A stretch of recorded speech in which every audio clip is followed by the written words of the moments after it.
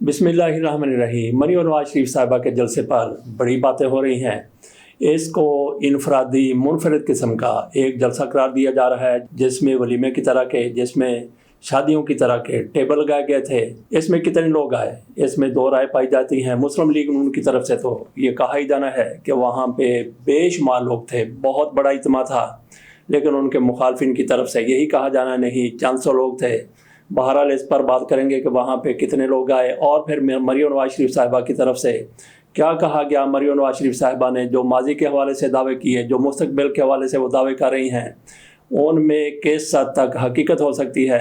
लेकिन सबसे पहले हम बात कर लेते हैं इसराइल की फ़लस्तीन की जंग की। ये उस जंग की इब्तिदा है जो खुदा न खास्ता आगे जाकर एटमी जंग में तब्दील हो सकती है।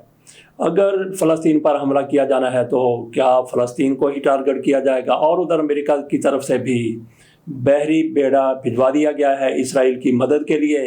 तो ये सारा कुछ किसके ख़िलाफ़ होगा? क्या चंद हज़ार फ़लस्तीनियों के ख़िलाफ़ होगा? मुझे ये लगता है कि ये सारा कुछ जो हो रहा है, जो सिनेरियो सामने आ रहा है, वो ईरान के हवाले से कार्रवाइयाँ होंगी, अमेरिका की और इसराइल की, या जो भी उनके इत्तेहादी हैं। अल्लाह खैर करे। बात हमने की है कि मामलात ये एटमी जंग की तरफ जा सकते हैं। ये किस बुनियाद पर बात की गई है? मेरे सामने पेश गोई है गातब अली शाद साहब की। गातब अली शाद साहब माहिर उलूम रूहानियत हैं। उन्होंने कई पेशगोइयाँ की हैं जो बिल्कुल 100% दुरुस्त साबित हुई हैं। उनकी तरफ से 2007 में कहा गया था कि बेनज़ीर भुट्टो को पाकिस्तान नहीं आना चाहिए, और 18 अक्टूबर को बेनज़ीर भुट्टो साहिबा एयरपोर्ट से अपने घर जा रही थी कराची में। कारसाज के करीब खुद को हमला हुआ, जिसमें पीपल्स पार्टी के सैकड़ों कारकुन जाम बहक हो गए। बेनज़ीर भुट्टो बहरहाल अल्लाह की मेहरबानी से बच गई। बात हम कर रहे थे गातब अली शाद साहब की पेशगोइयों की। इसके अलावा भी उनकी कई पेशगोइयाँ गातब अली शाद साहब की तरफ से इमरान खान के बारे में भी पेशगोइयाँ की गई हैं, जो बिल्कुल दुरुस्त साबित हुई। अब उनकी तरफ से कहा गया है कि इमरान खान को नवंबर के पहले हफ्ते में रिलीफ मिलना शुरू हो जाएगा, और साथ ही उन्होंने ये भी कहा है कि मियां नवाज शरीफ की मुश्किलात का आज से आगाज़ हो रहा है, 2024 तक अगस्त तक उनको मुश्किलात का सामना करना पड़ेगा। ये गातब अली शाद साहब की तरफ से कहा गया है। बात हम कर रहे थे इसराइल फ़लस्तीन की जंग के हवाले से। उनकी तरफ से 2017 से ये पेशगोई की जा रही है कि 2023 और 24 में दुनिया जौहरी जंग से तबाह हो जाएगी। रूस यूक्रेन और अब इसराइल और फ़लस्तीन जंग आलमी जंग का सबब बनेंगे। ये इनकी तरफ से पेशगोई की गई थी। अब ये लग रहा है कि शायद दुनिया एक आलमी एटमी जंग की लपेट में आ जाए। अल्लाह ताला दुनिया की खैर करे, अल्लाह ताला दुनिया को किसी भी मुसीबत से बचाए। बहरहाल गातब अली शाद साहब की तरफ से अपने अलूम को बुरुए कार लाते हुए, अपनी महारत को सामने रखते हुए उन्होंने जो तज्जिया किया है, उन्होंने जो जायजा पेश किया है, उसके मुताबिक तो एटमी जंग होती हुई नज़र आ रही है। बाकी यहाँ तक ये बात है कि इसराइल को नाकाबिल तस्खीर समझा जाता था, लेकिन फ़लस्तीन की तरफ से जिस तरह से हमला किया गया है, वो सारे का सारा तस्वर के इसराइल नाकाबिल तस्खीर है, उसको मिलिया मेड करके रख दिया गया है। फ़लस्तीनियों की तरफ से जो अमूमन हत्या कहे जाते हैं, इसराइल के मुकाबले में उनके पास ना फ़ौज है, ना असला है। इसके बावजूद भी उन्होंने कई सौ इसराइलियों को गिरफ़्तार किया और मारा भी है। अब तक की जो हलाकतें हो चुकी हैं, उनके मुताबिक 700 से ज़्यादा इसराइली मारे जा चुके हैं, और शहादतों की जो तादाद फ़लस्तीनियों की है उसके बारे में भी कहा जाता है कि वो भी 300 से ज़्यादा हैं। इसराइल के एक जनरल भी फ़लस्तीनियों की तरफ से गिरफ़्तार किया गया है, उसका नाम नमरूद बताया जाता है। अब आ जाते हैं पाकिस्तान की सियासत में। मरियम नवाज शरीफ साहिबा की तरफ से ठोकर नियाज़ बेग पर सैफुल मलूक के हल्के में बड़ा जलसा किया गया। इस जलसे का एहतमाम यकीनी तौर पर फैसल मलूक साहब की तरफ से किया गया था, और कहा जाता है कि लोगों की बड़ी तादाद दिखाने के लिए वहाँ पे राउंड टेबल लगाए गए, जैसे शादियों में लगाए जाते हैं, और अमूमन एक टेबल पर 10-12 कुर्सियां होती हैं, लेकिन यहाँ पे 4 कुर्सियां रखी गई थी, ताकि लोग कम भी आएँ तो जलसे को बहुत बड़ा दिखाया जा सके। अगर वहाँ पे 3-4 हज़ार लोग भी चले गए हैं तो मैं समझता हूँ कि ये एक अच्छी गैदरिंग है। मरियम नवाज शरीफ साहिबा उस तासर को ज़ाहिर करना चाहती थी जो शादरा में बना था, कि वहाँ पे लोगों की बहुत कम तादाद आई है। बहरहाल यहाँ पे उसके मुकाबले में लोग ज़्यादा आए हैं। मुस्लिम लीग नून की तरफ से तो इसको बड़ा जलसा कहा ही जाना है, लेकिन उस तरह से ये बड़ा जलसा शायद नहीं हो सका। और फिर ये भी कहा जा सकता है कि ये एक नया ट्रेंड सामने लाया गया है कि आपने शादी की तर्ज पर जलसा करना है, लेकिन मैं नहीं समझता कि ये नया ट्रेंड है, बल्कि इसकी शुरुआत खुटियाँ से हुई। قصور میں محمد احمد خان کی طرف سے اگست 2023 میں جلسہ کیا گیا تھا، وہاں بھی اسی طرح سے بڑے بڑے ٹیبل لگائے گئے تھے، لیکن وہاں پہ بڑا کامیاب جلسہ تھا۔ یہ بھی کہا گیا کہ لوگوں کو بہترین کھانے دیے گئے، جیسے جہاں پہ ٹھوکر نیاز بیک پر ہونے والے جلسے میں دیے گئے کئی قسم کے کھانے تھے، بریانی تھی، قورمہ تھا، کئی مٹھائیاں تھیں، کئی سویٹیں تھیں، چائے وغیرہ سارا کچھ تھا، بوتلیں وغیرہ بھی تھیں، نان بھی تھے، قیمے والے نان بھی تھے، آلو والے نان بھی تھے، اور بھی بہت کچھ تھا۔ اسی طرح سے بلکہ اس سے بھی شاید زیادہ محمد احمد خان کی طرف سے اہتمام کیا گیا تھا۔ یہ 2023 اگست کی بات ہے، اور یہ بھی وہاں پہ سنا گیا تھا کہ ہر ایک آنے والے کو 5000 روپے دیا گیا تھا۔ محمد احمد خان کے پاس بڑی دولت ہے، انہوں نے وہاں پہ نشاور کی، انہوں نے وہاں پہ لٹائی اور جلسے کو کامیاب کر کے دکھا دیا گیا۔ تو یہاں پہ فی بندے کو کتنے پیسے ملے اس حوالے سے کوئی خبر نہیں ہے، کوئی اطلاع نہیں ہے۔ بہرحال یہ جلسہ جیسا بھی ہوا، مریم نواز شریف صاحبہ کی طرف سے اس جلسے میں جو دعوے کیے گئے اس پر بھی تھوڑی سی نظر ڈالتے ہیں۔ مریم نواز شریف صاحبہ نے کہا نواز شریف کے بغیر پاکستان رول گیا۔ کیسے رول گیا؟ نواز شریف کے دور میں کیا دودھ اور دہی کی نہریں بہتی تھیں جو اب بہنا بند ہو گئی ہیں؟ مریم نواز شریف صاحبہ مزید کہتی ہیں 2018 میں نواز شریف کے ووٹ پر ڈاکہ ڈال کر گھڑی چور کو حکومت دی گئی۔ جوکروں کی حکومت میں جو جتنی بڑی گالی دیتا تھا اسے اتنی بڑی وزارت ملتی تھی۔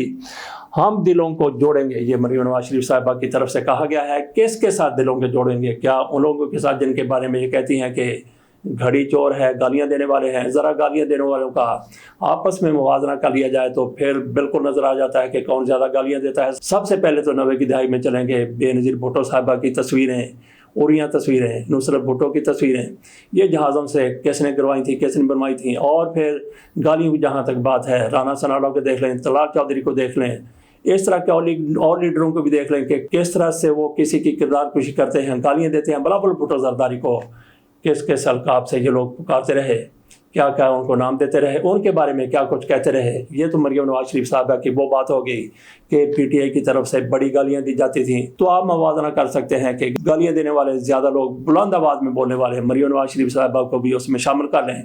عمران خان کو یہ فتنہ خان، فلاں خان کہتی رہی، اور مریم اورنگزیب وہ کس طرح سے عمران خان کو پکارتی رہی، اب بھی پکارتی ہیں۔ یہ موازنہ کیا جاتا ہے کہ گالیاں دینے والے زیادہ لوگ کس میں ہیں۔ بہرحال یہ ہمیں ماننا پڑے گا کہ پیپلز پارٹی میں اس طرح کے لوگ بہت کم ہیں جس طرح کے پی ٹی آئی میں ہیں اور مسلم لیگ نون میں ہیں، مخالفین کی کردار کشی کرنے والے اور مغلظات بکنے والے۔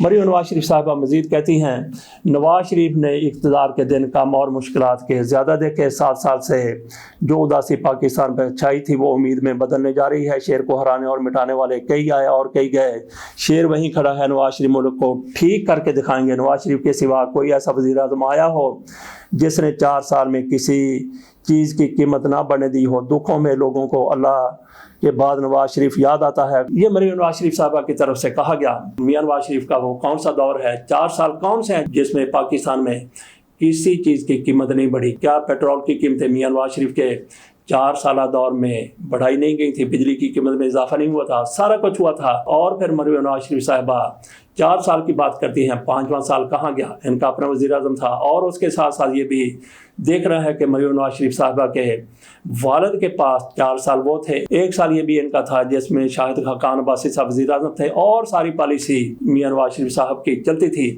مریم نواز شریف صاحبہ 2017 تک کا کریڈٹ لیتی ہیں، 1 سال کا کریڈٹ کسی اور کو دیتی ہیں۔ کریڈٹ نہیں ہے جس طرح سے وہ 1 سال تھا اسی طرح سے یہ 4 سال تھے، اور پھر ان کے پاس 16 ماہ اور بھی آئے۔ شہباز شریف صاحب ان کے پاس مزید 16 ماہ بھی آئے جس میں شہباز شریف صاحب کے پاس زمام اقتدار تھی۔ اس دور میں کیا ہوا؟ اصل میں بیڑا غرق ہوا ہے مسلم لیگ نون کا۔ اس 1.5 سال کے دور میں جب شہباز شریف صاحب نے اقتدار سنبھالا، دنیا کی پاکستان کی مشکلات میں اضافہ کر دیا، عوام کا جینا محال ہو گیا۔ اس کو پھر اپنے کریڈٹ پر کیوں نہیں لیتے؟ مریم نواز شریف صاحبہ کہتی ہیں، مریم اورنگزیب صاحبہ بھی کہتی ہیں، مسلم لیگ نون کا ہر بڑا لیڈر کہتا ہے کہ میاں نواز شریف صاحب پاکستان آئیں گے تو پاکستان کی تقدیر سنوار دیں گے۔ تو یہ تقدیر کیوں نہیں سنواری گئی 1.5 سال کے عرصے میں؟ مریم نواز شریف صاحبہ کی طرف سے ایک بار بھی نہیں کہا گیا کہ نواز شریف نے پاکستان کی ڈوبتی معیشت کو بچایا، پاکستان ڈیفالٹ ہونے لگا تھا، نواز شریف صاحب نے شہباز شریف کو بھیج کر پاکستان کو ڈیفالٹ ہونے سے بچایا۔ جب یہ بات کریں گے تو پھر باقی بھی جو کچھ اس دور میں ہوا، 16 ماہ میں ہوا، उसका भी इतराफ़ करना पड़ेगा, लेकिन उसका इतराफ़ करने से गुरेज करते हैं, बल्कि इनकार करते हैं, माजी की बातें बताते हैं। ये जो माजी करीब में हुआ उसका इतराफ़ करने के लिए मरीम नवाज शरीफ साहबा और कोई भी मुस्लिम लीग नून का लीडर तैयार नहीं है। उधर पेट्रोल की कीमत में 38-40 रुपए फी लीटर कमी का इम्कान जाहिर किया जा रहा है। निगरान हुकूमत की तरफ से कीमतों में कमी का रुझान देखा गया है। अब 38 रुपए फी लीटर कमी की जा रही है, तो मुस्लिम लीग नून को तो ऐसे है जैसे सांप सूंघ गया है। इनकी तरफ से पूरी कोशिश है कि अवाम को ऐसा रिलीफ ना मिल सके। क्यों? इसलिए कि ये रिलीफ नहीं दे सके थे। अब डॉलर की कीमत भी कम हो रही है, पेट्रोल की कीमतें भी कम हो रही हैं, तो इनकी तरफ लोगों की उंगलियां उठती हैं कि ये सारा कुछ इनकी तरफ से फिर क्यों नहीं किया गया। अब पेट्रोलियम की कीमतें कम हो रही हैं, डॉलर की कीमत कम हो रही है, तो लोग फिर पूछते हैं कि नून लीग वालों बताओ आपने ये सारा कुछ क्यों नहीं किया था। ये कह देते हैं कि ये सारा कुछ मसनूई तरीके से किया जा रहा है। तो जनाब आप लोग भी मसनूई तरीके से कर देते, लोगों को रिलीफ दे देते, लोगों की ज़िंदगी थोड़ी सी आसान कर देते। ऐसा नहीं हुआ तो आप फिर खमियाजा भुगतना पड़ेगा। इनको तो ये चाहिए कि अवाम को जो भी रिलीफ मिलता है उसकी हमायत करें, लेकिन इनको बहुत ज़्यादा तकलीफ़ हो रही है कि ये क्रेडिट निगरानों को जाए तो क्यों जाए। और फिर आम लोग भी सोचते हैं कि ये वो लोग हैं जिन्होंने हमारी मुश्किलात में इजाफा किया और इनसे तो ये निगरान बेहतर हैं। और शायद सारा कुछ इसलिए किया गया हो कि लोग मुवाजना करें तो उनको ये पता चले कि इन्होंने क्या किया, सियासतदानों ने किया क्या, और आज जिनके हाथ में ज़माम इक़्तिदार है वो जो कुछ कर रहे हैं उससे आवाम को रिलीफ मिल रहा है, तो फिर उनको ही आ जाना चाहिए या उनको ही रहना चाहिए। बात थोड़ी सी कर लेते हैं ज़लज़ले पर। 2005 में पाकिस्तान में तबाहकुन ज़लज़ला आया। मैं उस वक्त के ऑफिस में बैठा हुआ था। मेरी इस किस्म की ड्यूटी थी कि मैं दूसरे लोगों से पहले 2 घंटे पहले और 2.5 घंटे पहले चला जाता था। मैं 2nd फ्लोर पर था, ज़लज़ला आया, महसूस हुआ, मैं बाहर निकला तो बाहर खंभों पर लगी हुई तारें, नवाब वक्त के ऑफिस के बाहर सहन में भी एक खंभा लगा हुआ है, उसके ऊपर लगी हुई तारें जिस तरह से झूल रही थी, मैंने ज़िंदगी में इस तरह से झूलती हुई तारें कभी नहीं देखी। बहरहाल उस ज़लज़ले में जो तबाही हुई, अल्लाह ताला ऐसी तबाहियों से बचाए। पहले रोज़ पता चला कि 400 लोग जाम भाग हुए हैं, दूसरे दिन हज़ारों, तीसरे दिन मज़ीद ज़्यादा, और फिर आखिरकार ये पता चला कि 86,000 लोग लुकमाए अजल बन चुके हैं। और आज उसी ज़लज़ले का अफ़गानिस्तान में एक्शन रिप्ले नज़र आ रहा है। वहाँ पे 2,000-2,500 हलाकतें हो चुकी हैं। अल्लाह ताला ऐसी तबाहियों से, ऐसी आफतों से पाकिस्तान को और पूरी दुनिया को महफूज रखे। उधर मियां नवाज शरीफ साहब ने रखते सफ़र बांध लिया था। वो इरफान सिद्दीकी को लेकर आज लंदन से सऊदी अरब के लिए रवाना हो रहे हैं। उनको बड़ी उम्मीद थी, बल्कि यकीन था कि मेरा सऊदी अरब में, कतर में, यूएई में बहुत बड़ा इस्तकबाल होगा, लेकिन ऐसा होने का इम्कान इसलिए नहीं रह गया। वहाँ पे जिस तरह के हालात हो गए हैं, इसराइल और फ़लस्तीन मुकाबले पे आ गए हैं, वहाँ तो एक किस्म की जंग लगी हुई है। इन ममालिक को तो वहाँ से फुर्सत नहीं होगी।